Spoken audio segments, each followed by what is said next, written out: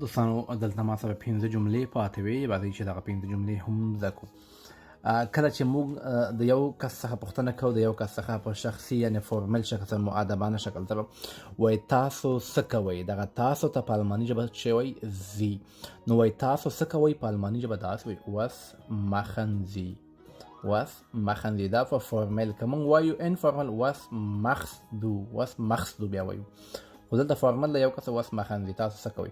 که وایي زه هیڅ نه کوم، زه هیڅ نه کوم، هیڅ کار نه کوم، یا بیکار یم، یا وایو وزګار یم، نو داسې وایو ich mache nichts.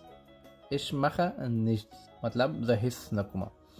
او موږ دوستانو کله چا څخه پوښتنه کوو چې پلانکی چیرته ده، نوم اخلو، لکه مثال به زه وایم اول خان چیرته دی، اول خان چیرته دی، داسې وایي wo ist اول خان، wo ist اول خان، اول خان چیرته دی.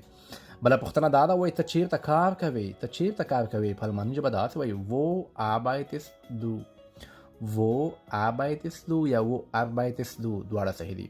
که وایي زه په یو هوټل کې کار کوم، زه په یو هوټل کې کار کوم، په الماني ژبه دا جمله داسې وایي ich arbeite in einem Hotel. ich arbeite in einem Hotel. زده کړئ، مهمې جملې دي.